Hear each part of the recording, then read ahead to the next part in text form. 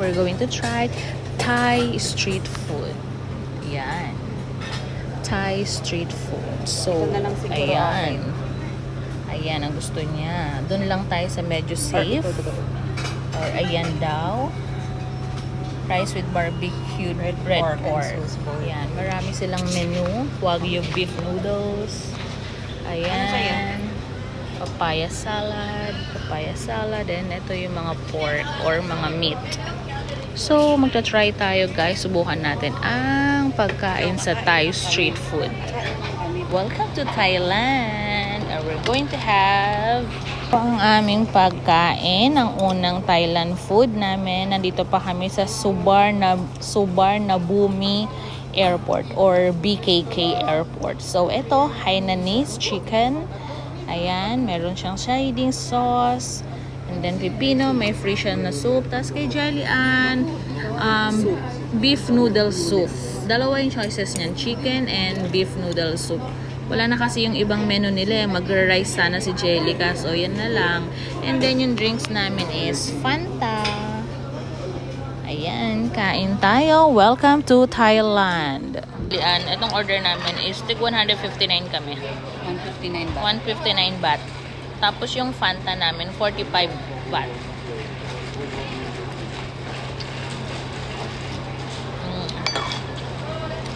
So, ano? Ayun. Anong dating sa'yo ng Thailand food? Okay, masarap naman. Tikman mo yung kanin nila. Masarap naman talaga ang Thailand food. Nakakain na ako ng may Thai food, di ba, doon sa masarap. Kaso lang, minsan kasi talaga, pag naglagay sila ng ano, Sobrang anghang. Ayan, nasarap ng kanin nila, in fairness. luya siya. Subukan mo, ito yung chicken. Malasa yung ano, may luya. Sauce. Hainanese chicken. Sausaw natin dito.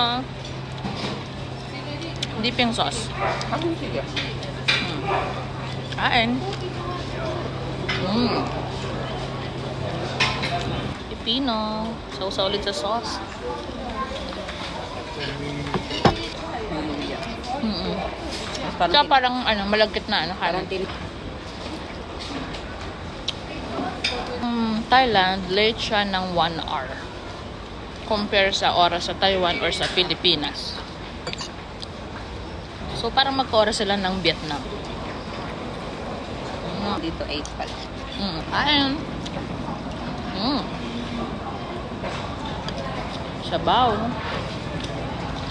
Maraming dito, foreigner. Iba-ibang klaseng lahi. Nakalabas na kami sa BKK Airport. Waiting kami sa taxi namin. Ang gamit namin na APP is Bolt APP.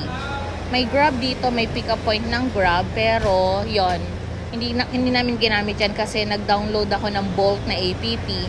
Dito na kami sa accommodation. Sukhumvit City. Hope Inn. Sawadika. Sawadika.